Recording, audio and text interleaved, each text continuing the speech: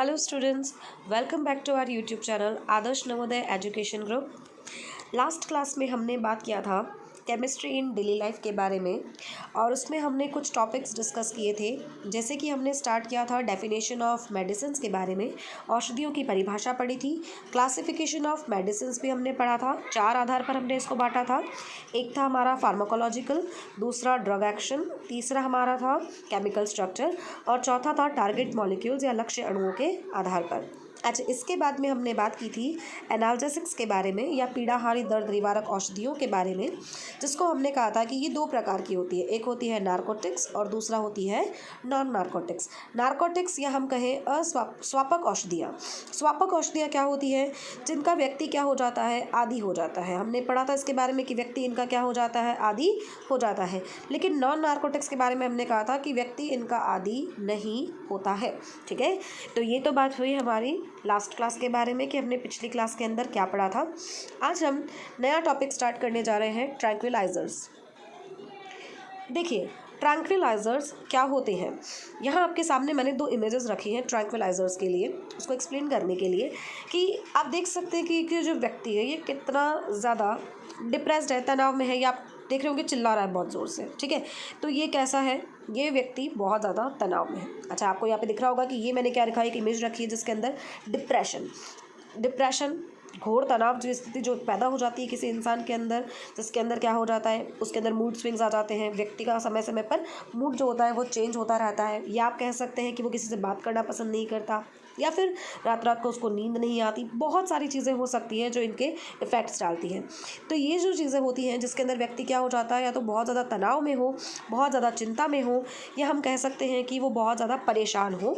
दुख, चिंता, तनाव, थकावट, ऐसी जो भी स्थितियाँ होती हैं उनसे किसी व्यक्ति को बाहर निकालने के लिए हम औषधियाँ जो काम में लेते हैं वो होती है ट्रैंक्विलाइजर्स, या मैं कह देती हूँ प्रशांतक। अब प्रशांतक के बारे में हम इतना तो समझ ही चुके हैं कि ये किस तरीके से कार्य करते हैं। तो देखिए, ऐसे रसायन जिनका उपयोग मानसिक रोगों की पहचान, निदान और उपचार में किया जाता है वो क्या कहलाते हैं, प्रशांतक कहलाते हैं। ठीक है, जिस तरह से हमने पढ़ा था लास्ट क्लास के अंदर कि पीड़ाहारी औषधियाँ जो होती हैं ये हमारे तंत्रिका तंत्र के ऊपर अपना प्रभाव डालती हैं, उसी तरीके से प्रशांतक भी कैसे हैं, तंत्रिका सक्रिय औषध है। ये भी क्या करते हैं, ये हमारे तंत्रिका तंत्र को ही प्रभावित करते हैं, हमारे केंद्रीय तंत्रिका तंत्र पर अपना प्रभाव डालते हैं। और क्या करते हैं, ये संदेश स्थानांतरण की जो क्रियाविधि होती है उसको प्रभावित करते हैं। यानी कि हम प्रशांतक का उपयोग क्यों करते हैं, तो इन औषधियों का उपयोग करते हैं तनाव, थकावट, घोर भय, बहुत ज़्यादा डर अगर किसी चीज़ का हो, मंद या उग्र मानसिक रोगों के उपचार में किया जाता है। अच्छा, ये क्या करते हैं, ये चिंता, तनाव, चिड़चिड़ापन आदि से हमें मुक्ति दिलाते हैं।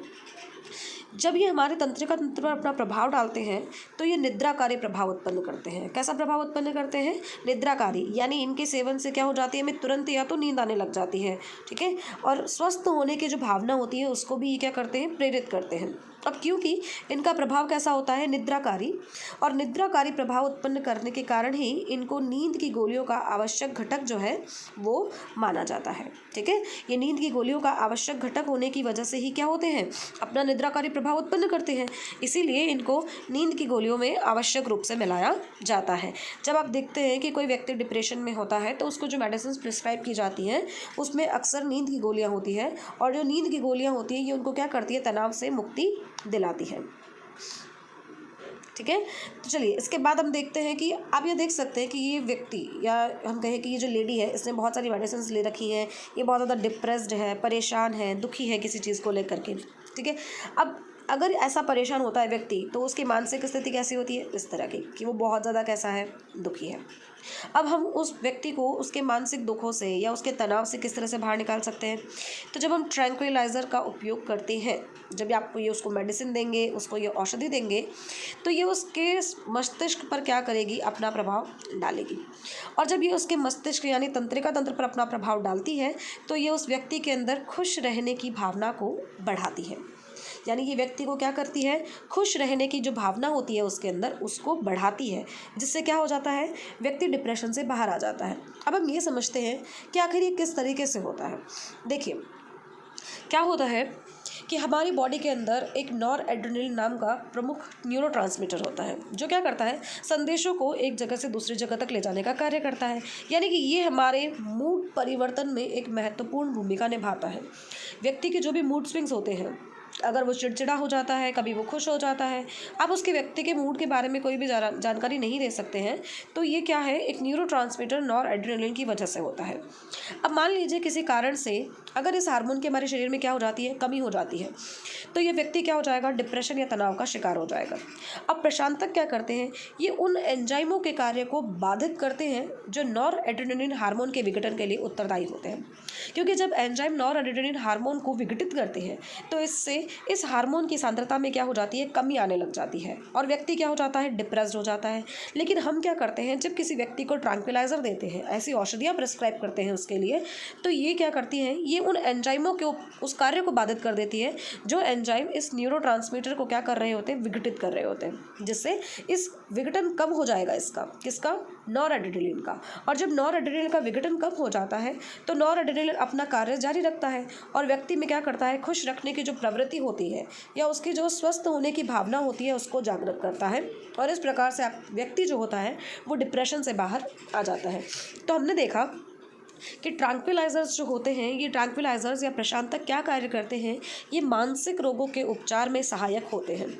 अच्छा, कभी कभी आप ऐसा न्यूज़ भी सुनते होंगे कि मान लीजिए जो गांव होते हैं, जो जंगल के बहुत आसपास होते हैं, वहाँ पे कभी कभार हम सुनते हैं न्यूज़ के अंदर कि कोई बाघ आ गया, कोई चीता आ गया और वो क्या करता है, गाँव वालों पर हमला करने लग जाता है और फिर हम फॉरेस्ट डिपार्टमेंट में कॉन्टैक्ट करते हैं, वहाँ से कोई आते हैं और वो उसको पकड़ के ले जाते हैं। आपको लगता है कि जब इतना उग्र हो चुका है वो जानवर, तो उसको इतना आसानी से पकड़ना संभव होता है? नहीं, हम जानते हैं कि उसको कोई ना कोई दवाई दी जाती है और उसके बाद उसको क्या करते हैं, वहाँ से पकड़ करके ले जाते हैं।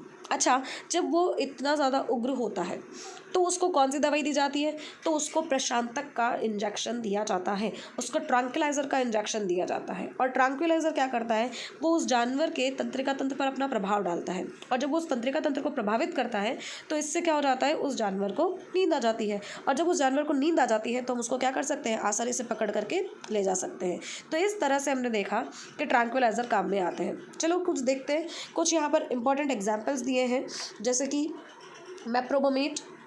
मैप्रोबोमेट को देखिए, इसका स्ट्रक्चर ये रहा।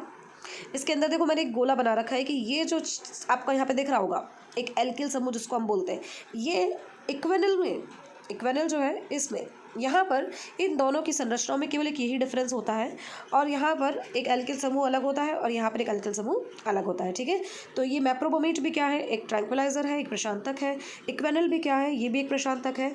और ऐसे ही क्लोरडाइजेपोक्साइड, क्लोरडाइजेपोक्साइड भी क्या है, ये भी एक प्रशांतक है, एक ट्रैंक्विलाइजर है, जो क्या करता है, व्यक्ति को मानसिक रोगों से या उसके तनाव से आज़ाद करता है। ठीक है, चलिए अब बात करते हैं हम बार्बिट्यूरेट्स। बार्बिट्यूरेट्स क्या होते हैं, इसके बारे में बात कर लेते हैं हम। बार्बिट्यूरेट्स वास्तव में बार्बिट्यूरिक अम्ल के ही व्युत्पन्न होते हैं। किसके व्युत्पन्न होते हैं ये, बार्बिट्यूरिक अम्ल के। बार्बिट्यूरिक अम्ल के व्युत्पन्न क्या कहलाते हैं, बार्बिट्यूरेट्स कहलाते हैं और इनका भी प्रशांतक के रूप में उपयोग किया जाता है क्योंकि इनका हिप्नोटिक इफेक्ट होता है, जिसकी वजह से क्या हो जाता है, नींद आने लग जाती है। तो ये जो आपने देखा कि बार्बिट्यूरिक अम्ल होता है, बार्बिट्यूरिक अम्ल किससे बनता है, बार्बिट्यूरिक अम्ल बनता है यूरिया प्लस हम बात कर सकते हैं मेलोनिक एसिड की। यूरिया और मेलोनिक अम्ल, इन दोनों की ही क्रियाओं से क्या बन जाता है, इन दोनों की क्रियाओं से बनता है बार्बिट्यूरिक अम्ल। और बार्बिट्यूरिक अम्ल के जो व्युत्पन्न होते हैं, ये व्युत्पन्न क्या होते हैं, बार्बिट्यूरेट्स कहलाते हैं। ठीक है, और इनका उपयोग किसके रूप में किया जाता है, प्रशांतक के रूप में। जैसे इसके एग्जांपल्स है वेरोनल, ल्यूमिनल या सेकुनल। ठीक है, अब देखते हैं किस तरीके से आपके जो बार्बिट्यूरेट्स होते हैं उसके व्युत्पन्न बनते हैं। देखो ये है बार्बिट्यूरिक अम्ल। ठीक है, अब इस बार्बिट्यूरिक अम्ल के अंदर हम क्या देख सकते हैं कि हमने देखा, आपको एक स्ट्रक्चर दिखाई दे रहा होगा, ये वाला गोला जिसको हमने सर्कल कर रखा है। इस स्थिति को देखिए, देख सकते हैं कि इस स्थिति के दोनों ही तरफ कार्बोनिल समूह दिखाई दे रहा है आपको और हम जानते हैं कि कार्बोनिल समूह का कौन सा प्रभाव होता है, -I। कौन सा प्रभाव होता है, -I प्रभाव।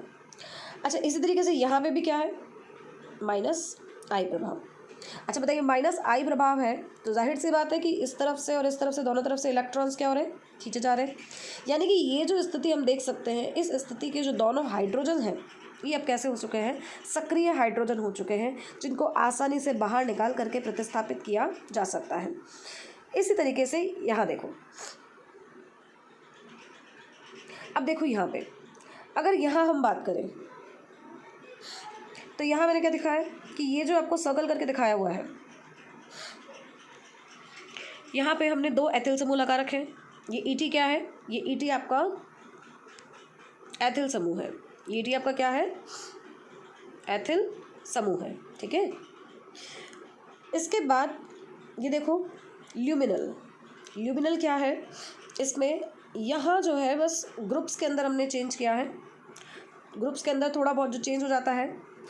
ऐसे ही यहाँ पर देखिए सेकोनल, सेकोनल में भी क्या है, हमने थोड़ा सा ग्रुप्स को चेंज किया है। और ये ग्रुप्स चेंज किसकी वजह से हो रहे हैं, क्योंकि क्या है, क्योंकि हमने देखा है कि बारबिट्यूरिक अम्ल जो है इसमें ये जो पोजीशन है ये कैसी पोजीशन है, एक्टिव पोजीशन है। और इस एक्टिव पोजीशन को हम क्या कर सकते हैं, यहाँ के हाइड्रोजन को हम सब्स्टिट्यूट करवा सकते हैं किसी भी एल्किल समूह के द्वारा, ठीक है। तो ये हमारी बात हुई किसके बारे में, बारबिट्यूरिक अम्ल और उसके व्युत्पन्नों के बारे में, जो भी किसकी तरह कार्य करते हैं, प्रशांतक की तरह ही कार्य करते हैं। तो आपको समझ में आ गया होगा कि प्रशांतक क्या होते हैं, ट्रैंक्विलाइजर्स क्या होते हैं। इसके बाद हम आगे बढ़ जाते हैं। प्रशांतक के बाद हम बात करते हैं एंटी माइक्रोबायल ड्रग्स के बारे में। एंटी माइक्रोबायल या हम कह सकते हैं प्रति सूक्ष्मजीवी औषधियों के बारे में, ठीक है। अब प्रति सूक्ष्मजीवी औषधियाँ क्या होती हैं, तो जो सूक्ष्म जीवों के विरुद्ध कार्य करती हैं वो क्या कहलाती हैं, प्रति सूक्ष्मजीवी औषधियाँ कहलाती हैं। जैसे देखिए, ऐसे रसायन जो सूक्ष्म जीवों द्वारा होने वाले रोगों का उपचार करने में प्रयुक्त होते हैं वो क्या कहलाते हैं, प्रति सूक्ष्मजीवी कहलाते हैं। और प्रति सूक्ष्मजीवी औषधियाँ ये क्या करती हैं, ये सूक्ष्म जीवों के रोगजनक क्रियाविधि को या तो क्या कर देती है, बिल्कुल ही नष्ट कर देती है, और या फिर उन्हें कम कर देती है। यानी उनकी क्रियाविधि को या तो बिल्कुल ही ख़त्म कर देगी और या फिर उसको कम कर देती है। अब सूक्ष्म जीव की प्रकृति अलग अलग हो सकती है, वो जीवाणु भी हो सकते हैं, वायरस भी हो सकते हैं, कवक भी हो सकते हैं, या फिर परजीवी भी हो सकते हैं। तो इन सब के लिए अलग अलग प्रकार के क्या होते हैं, प्रति सूक्ष्म जीवी होते हैं। जैसे जीवाणु के लिए प्रति जीवाणु, वायरस के लिए प्रति वायरस, कवक के लिए प्रति कवक और परजीवी के लिए प्रति परजीवी। इस प्रकार के जो प्रति सूक्ष्म जीवी होते हैं, इन औषधियों का उपयोग हम करते हैं। अच्छा, क्या करते हैं कि जो जीवाणु, वायरस, कवक या परजीवी होते हैं, इन जीवों के द्वारा हमारे शरीर में जो भी रोग उत्पन्न किए जाते हैं उसको हम 3 प्रकार से नियंत्रित कर सकते हैं। कैसे कैसे कर सकते हैं, पहला कर सकते हैं हम कि जो हमारे शरीर में उपस्थित होते हैं सूक्ष्म जीव, ये उनको क्या करते हैं, मार देते हैं, उनको नष्ट कर देंगे। दूसरा क्या हो सकता है कि ये जो हमारे शरीर में सूक्ष्म जीव वृद्धि कर रहे होते हैं उनकी वृद्धि को रोक देते हैं, ये दूसरा तरीका हुआ। और तीसरा तरीका क्या होता है कि ये औषधि जो शरीर की प्रतिरोधक क्षमता में क्या करती है, वृद्धि करती है। यानी कि इनके 3 ऑप्शंस होते हैं, या तो ये सूक्ष्म जीवों को क्या करती है, मार देती है, या फिर उनकी वृद्धि को भी क्या कर देती है, रोक देती है, और या फिर ये हमारे शरीर में क्या कर देती है, प्रतिरोधक क्षमता के अंदर वृद्धि कर देती है, ठीक है। तो ये किसके बारे में हमने बात की है, एंटी माइक्रोबायल ड्रग्स के बारे में। अब देखिए कि इनको हमने कितने भागों में बांटा है, इनको हमने 3 भागों में बांटा है कि प्रति सूक्ष्म जीवी जो होते हैं ये अलग अलग प्रकार से क्रिया करते हैं, और इसलिए ये कितने प्रकार के होते हैं, 3 प्रकार के। पहला क्या है, पहला है एंटीबायोटिक्स प्रति जैविक, दूसरा है एंटीसेप्टिक्स प्रतिरोधी, और तीसरा है डिसइंफेक्टेंट्स जिसको हम रोगाणुनाशी या रोगाणुरोधी भी कह सकते हैं। अब हम इन तीनों के बारे में थोड़ा डिस्कशन करेंगे कि क्या होते हैं एंटीबायोटिक्स, किस तरीके से काम करते हैं, कौन कौन से इंपॉर्टेंट एंटीबायोटिक्स जो है वो अब तक हमने डिराइव कर लिए हैं, या हम कह सकते हैं कि जिनकी डिस्कवरीज हो चुकी है, खोज हो चुकी है। प्रतिरोधी क्या होते हैं, एंटीसेप्टिक किस तरीके से कार्य करते हैं, डिसइंफेक्टेंट्स क्या होते हैं, इसके बारे में हम थोड़ा सा डिस्कशन करते हैं। चलिए बात करते हैं एंटीबायोटिक्स के बारे में। एंटीबायोटिक्स या प्रतिजैविक क्या होते हैं, देखिए प्रतिजैविक जो होते हैं इसको हम यहाँ पर 2 कैटेगरी के अंदर डिवाइड कर रहे हैं कि एक तो होता है एंटी शब्द और एक होता है बायोटिक्स शब्द। एंटी शब्द का मतलब अगेंस्ट यानी विपरीत कार्य करना, बायोटिक्स यानी लाइफ, जीवन के प्रति या जीवन के अगेंस्ट कार्य करना। तो ये एंटीबायोटिक्स होते हैं, ये क्या करते हैं, ये विपरीत प्रभाव डालते हैं किसके ऊपर, जो सूक्ष्म जीव होते हैं उनकी जीवन पर। यानी कि पहले तक ऐसा माना जाता था कि जो सूक्ष्म जीव होते हैं उन्हीं सूक्ष्म जीवों में से क्या करते हैं, कुछ ऐसे रासायनिक पदार्थ निकलते हैं जिनका उपयोग हम क्या कर सकते हैं, उन सूक्ष्म जीवों की वृद्धि को रोकने में, जो हमारे शरीर में रोग उत्पन्न करते हैं उनको रोकने में या उनको नष्ट करने में काम में ले सकते हैं। लेकिन धीरे धीरे ये भी डिस्कवरीज होती चली गई कि ऐसा ज़रूरी नहीं है कि सिर्फ सूक्ष्म जीवों से ही ऐसे रसायन निकले जो क्या कर सकते हों, सूक्ष्म जीवों की वृद्धि को हमारे शरीर में रोकते हों या उन्हें नष्ट करते हों। इसके लिए बाद में जैसे जैसे डिस्कवरीज होती गई तो ये पता चला कि इन रसायनों को संश्लेषित भी किया जा सकता है। इसलिए अब इसकी एक नई डेफिनेशन जो है हमारे सामने आ जाती है, और वो नई डेफिनेशन क्या है कि आंशिक या पूर्ण रूप से संश्लेषित ऐसे रसायन जो शरीर में संक्रमण रोग उत्पन्न करने वाले सूक्ष्म जीवों के उपापचयी प्रक्रमों के अवरोध उत्पन्न करके उनकी वृद्धि को रोकते हैं या उन्हें नष्ट कर देते हैं, वो क्या कहलाते हैं, प्रतिजैविक कहलाते हैं। ठीक है, तो ये तो बात हुई किसके बारे में, प्रतिजैविकों के बारे में, कि ये क्या होते हैं, ये आंशिक या पूर्ण रूप से संश्लेषित पदार्थ होते हैं जो शरीर के अंदर सूक्ष्म जीवों को क्या करते हैं, उनके प्रक्रमों के अंदर अवरोध उत्पन्न करते हैं, उनकी वृद्धि को रोकते हैं या उन्हें नष्ट कर देते हैं, और इसलिए ये क्या कहलाते हैं, प्रतिजैविक कहलाते हैं। दूसरी चीज़ कि एक वैज्ञानिक थे जिनका नाम था पॉल एरलिश। ये जर्मन बैक्टीरियोलॉजिस्ट थे जो अपने कुछ पदार्थों पर काम कर रहे थे, और इस समय उन्होंने एक रोग था सिफिलिस। इस सिफिलिस रोग के इलाज के लिए इन्होंने एक मेडिसिन बनाई थी जिसका नाम था आर्सफेनामिन। ये आर्सफेनामिन नामक औषधि जो सिफिलिस ने बनाई थी, इस औषधि का ही दूसरा नाम है सेल्वर्सन, और इसके उपचार के लिए या सिफिलिस के उपचार के लिए जो है इन जर्मन बैक्टीरियोलॉजिस्ट पॉल एरलिश को नोबेल पुरस्कार से भी सम्मानित किया गया था। ठीक है, ये जो स्ट्रक्चर उन्होंने बनाया था आर्सफेनामिन या सेल्वर्सन का, उसमें उन्होंने देखा था कि एक आर्सेनिक और आर्सेनिक के बीच में डबल बॉन्ड, ये इन्होंने यहाँ पे इसके बारे में कुछ डिस्कशन किया था कि इस सेल्वर्सन के अंदर क्या है कि जो दो इकाइयाँ हैं उनमें आर्सेनिक और आर्सेनिक जो है ये आपस में डबल बॉन्ड से जुड़े हुए होते हैं। ठीक है, हालांकि ये दवाई जो थी ये बहुत ज़्यादा कारगर थी सिफिलिस के इलाज के लिए, लेकिन ये थोड़ी मात्रा में टॉक्सिक भी थी जो कि मनुष्य के शरीर पर विपरीत प्रभाव डालती थी काफ़ी समय तक। उसी समय आपका जो ये पॉल एरलिश जो है, ये पॉल एरलिश क्या कर रहे थे, डाइज के ऊपर कार्य कर रहे थे। एजोडाइज, एजो समझते हैं हम लोग, नाइट्रोजन को हम लोग एजो बोलते हैं। ये एजोडाइज के ऊपर कार्य कर रहे थे, जिस एजोडाइज के अंदर क्या था, नाइट्रोजन डबल बॉन्ड नाइट्रोजन था। तो इन्होंने कहा कि जब नाइट्रोजन डबल बॉन्ड नाइट्रोजन हो सकता है तो क्यों ना उसी के जैसे हम एक औषधि भी प्रिपेयर कर सकते हैं। तो ये जब एजोडाइज के ऊपर कार्य कर रहे थे तो इन्होंने कार्य करते करते ही एक दूसरी मेडिसिन बनाई थी, और वो मेडिसिन थी आपकी प्रोंटोसिल। ये उन्होंने प्रोंटोसिल नामक जो दूसरी औषधि बनाई थी, इसके अंदर क्या था, इसमें समान सेल्वर्सन के जैसे ही, जैसे सेल्वर्सन के अंदर क्या है, आर्सेनिक डबल बॉन्ड आर्सेनिक, वैसे ही प्रोंटोसिल में क्या था, नाइट्रोजन डबल बॉन्ड नाइट्रोजन।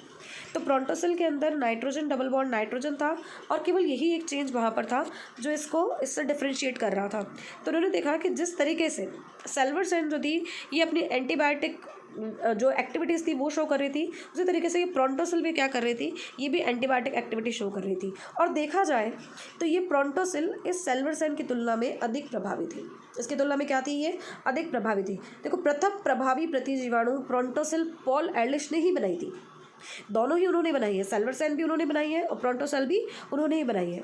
लेकिन इसके अंदर बस आर्सेनिक डबल बॉन्ड आर्सेनिक के स्थान पर क्या था, नाइट्रोजन डबल बॉन्ड नाइट्रोजन बंद पाया जाता है। तो इस तरीके से सबसे पहले पॉल एरलिश ने क्या किया था, एंटीबायोटिक्स की डिस्कवरी की थी।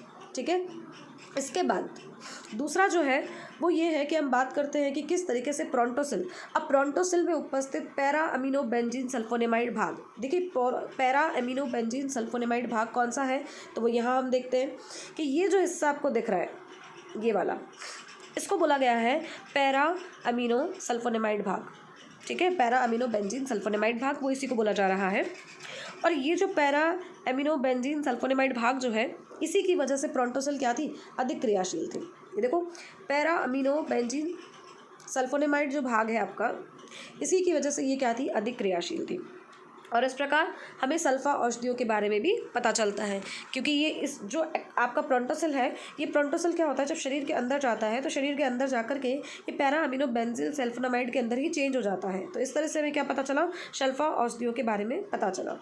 जैसे इसके बाद दूसरी क्रांति जो आई एंटीबायोटिक्स के, उसमें था कि अलेक्जेंडर फ्लेमिंग जो थे, इन्होंने 1929 में एक पेनिसिलियम नोटेटम नामक जो कवक थी, फंजाई थी, इसके द्वारा एक प्रतिजैविक की खोज की जिसका नाम है पेनिसिलिन। और इसके लिए उन्हें 1945 में नोबेल पुरस्कार भी दिया गया था। पेनिसिलिन नाम सबने सुन रखा होगा।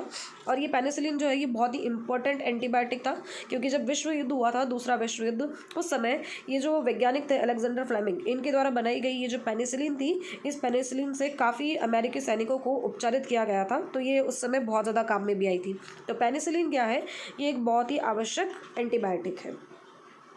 ठीक है, इसके बाद देखते हैं हम कि क्लासिफिकेशन ऑफ एंटीबायोटिक्स क्या होता है, या हमने किस प्रकार से इन एंटीबायोटिक्स जो आपके प्रतिजैविक होते हैं उनको बांट रखा है। पहली बात करते हैं based on mode of action, ये किस तरीके से कार्य करती है। ये जिस तरीके से कार्य करती है उसके आधार पर इसको दो भागों में बांटा गया है। एक तो हमने बांटा है बैक्टीरियोस्टैटिक और एक हमने बांटा है बैक्टीरियोसाइडल। देखो ये देखो बैक्टीरियोस्टैटिक तो क्या कर रही है, ये आप जो सूक्ष्म जीव होते हैं उन सूक्ष्म जीवों को क्या कर देती है, उनकी वृद्धि को रोक देती है। देखो बांध रखा है उनको, है ना, तो उनको क्या कर देती है, रोक देती है। लेकिन बैक्टीरियोसाइडल ये क्या करता है, इस सूक्ष्म जीवों को मार देता है। ठीक है, तो मोड ऑफ एक्शन के अकॉर्डिंग हमारे पास कितने प्रकार के हो गए, दो प्रकार के। एक तो हो गया बैक्टीरियोस्टैटिक और दूसरा क्या हो गया, बैक्टीरियोसाइडल। ठीक है, इसके बाद हम बात करते हैं based on their spectrum of action, यानी कि उनका जो कार्य करने का तरीका होता है उसका एक स्पेक्ट्रम होता है, अलग अलग प्रकार के जीवाणु पर किस तरह से कार्य करते हैं। तो उसको हमने दो भागों में बांट रखा है। वैसे देखा जाए तो हमने उसको तीन भागों में बांट रखा है। एक और है यहाँ पे एडिशन, तो उसको हम बोलते हैं लिमिटेड। यहाँ पे एक लिमिटेड और आएगा। ठीक है, तो ये तीन प्रकार से बांटा गया है। एक तो है ब्रॉड स्पेक्ट्रम, एक है नैरो स्पेक्ट्रम और एक इसके बाद आता है लिमिटेड या सीमित स्पेक्ट्रम। आगे इसको अच्छे से हम देखते हैं कि किस तरीके से हमने इसको डिवाइड किया है, क्लासीफाई किया है। बैक्टीरियोस्टैटिक क्या होते हैं, बैक्टीरियोसाइडल क्या होते हैं। चलिए बात करते हैं कि प्रतिजैविक के प्रकार, टाइप्स ऑफ एंटीबायोटिक्स। अभी मैंने आपको बताया था बैक्टीरियोसाइडल मोड ऑफ एक्शन के अकॉर्डिंग। तो यहाँ पे देखो दो चीज़ें हैं। एक तो हमारे पास है जीवाणुनाशी बैक्टीरियोसाइडल। साइडल क्या करते हैं, ये प्रतिजैविक जो होते हैं शरीर में सूक्ष्म जीवाणुओं को मार देते हैं, नष्ट कर देते हैं उनको। जैसे पेनिसिलिन हुआ, अफ्लॉक्सासिन हुआ या फिर अमीनोग्लाइकोसाइड हुआ। इनका कार्य कैसा होता है, बैक्टीरियोसाइडल इफेक्ट होता है, यानी ये जीवाणु को क्या कर देते हैं, मार देते हैं, नष्ट कर देते हैं उनको। लेकिन ये जीवाणु निरोधी, ये थोड़ी दया करते हैं उसके ऊपर। इनको अब क्या बोल रहे हैं, जीवाणु निरोधी बैक्टीरियोस्टैटिक। अब ये क्या करते हैं, ये प्रतिजैविक सूक्ष्म जीवाणुओं पर निरोधक प्रभाव डालते हैं, मतलब उनकी जो वृद्धि होती है उस वृद्धि को रोक देते हैं। ये शरीर में जो सूक्ष्म जीवों की वृद्धि हो रही होती है उस वृद्धि को रोकने का कार्य करते हैं। ठीक है, जैसे इसका एग्जांपल है हमारे पास क्लोराम्फेनिकोल, एरिथ्रोमाइसिन, टेट्रासाइक्लिन। ये सब किसके उदाहरण हैं, ये बैक्टीरियोस्टैटिक के उदाहरण है, ये हम कहें जीवाणु निरोधी के उदाहरण है। तो यहाँ तक समझ में आया कि प्रतिजैविक को हमने उसकी क्रियाविधि के आधार पर, मोड ऑफ एक्शन के आधार पर दो भागों में बांटा है। एक बैक्टीरियोसाइडल है और एक बैक्टीरियोस्टैटिक है। एक जो जीवाणुओं को बिल्कुल मार ही देता है और एक वो जो जीवाणुओं की वृद्धि के ऊपर अपना क्या डालता है, केवल निरोधक प्रभाव ही डालता है। ठीक है, चलिए आगे देखते हैं हम। ये देखो यहाँ पे कुछ एग्जाम्पल्स दिए हैं। बैक्टीरियोस्टैटिक यानी जीवाणु निरोधी, केवल क्या कर रहा है, उनकी वृद्धि को रोक रहा है, उनको बांध लिया, पकड़ के बैठ गया कि बस अब तुम ग्रो नहीं करोगे।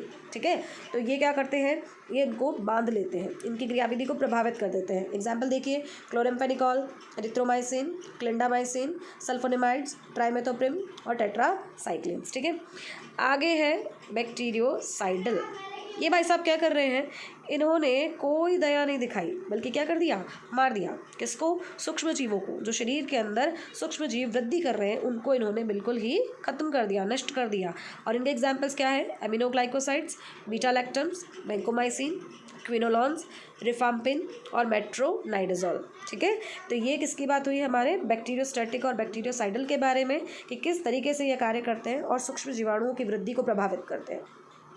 आगे बात करते हैं प्रतिजैविकों की क्रिया का स्पेक्ट्रम। देखो प्रतिजैविकों की क्रिया का स्पेक्ट्रम, ये हम क्या कह सकते हैं, क्यों बांटा हमने इसको, या प्रतिजैविकों की क्रिया का स्पेक्ट्रम आया कहाँ से।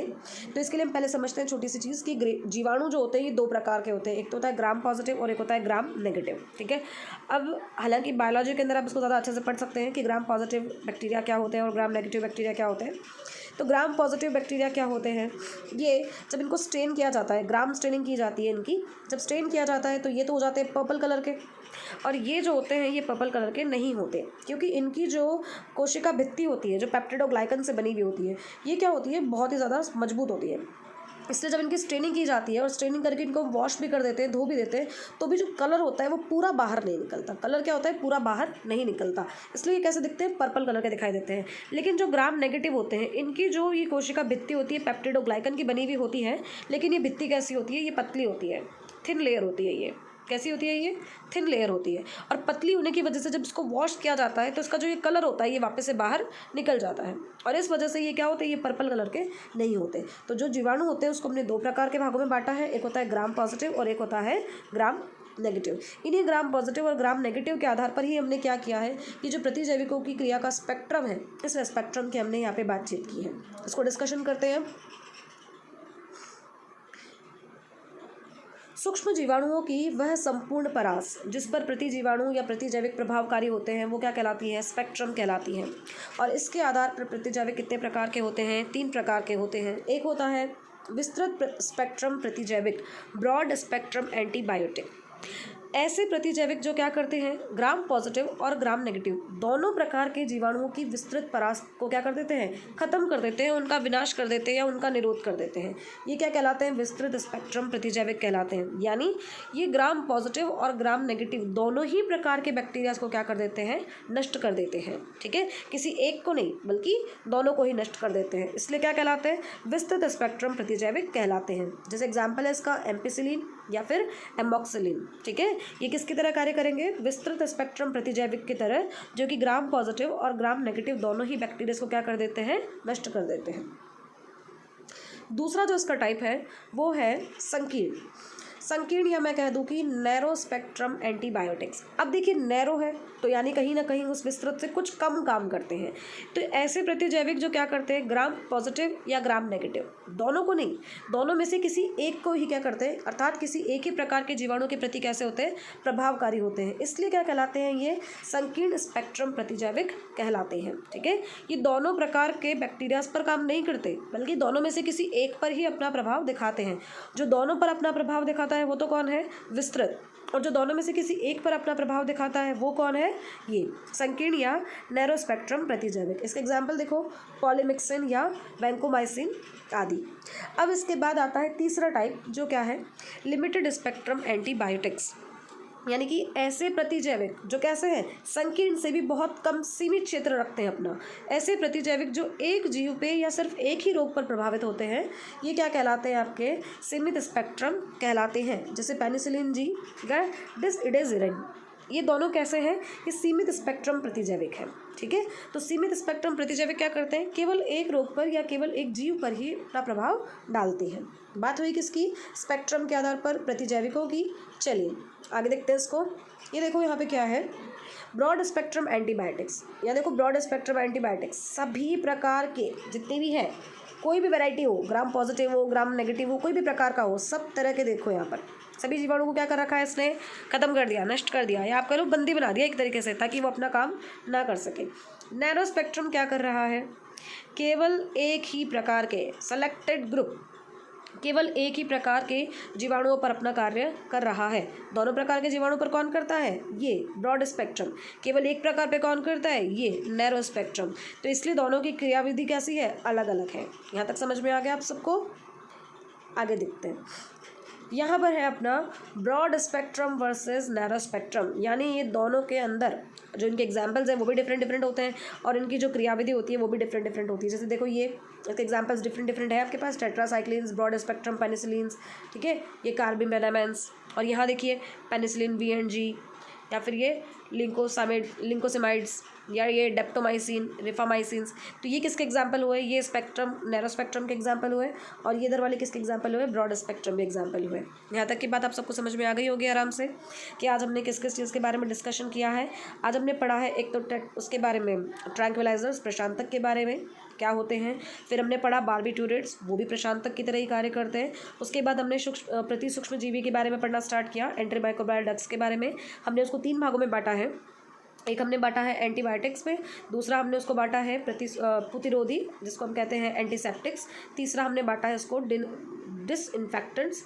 ठीक है, तो ये उसके 3 भाग हुए। 3 भाग में से जो पहला भाग है वो क्या था, वो था अपना एंटीबायोटिक्स। एंटीबायोटिक्स को हमने आगे अलग अलग मोड ऑफ एक्शन के आधार पर और स्पेक्ट्रम के आधार पर अलग अलग भागों में बांटा है। ठीक है। तो ये बातचीत किसके बारे में हुई हमारी, इसके बारे में। अब इसके बाद हम जो है नेक्स्ट टॉपिक स्टार्ट करेंगे अपना, जो होगा किसके बारे में, एंटीसेप्टिक्स के बारे में, ठीक है। तो आज की क्लास हम यहीं ख़त्म करते हैं। Thank you.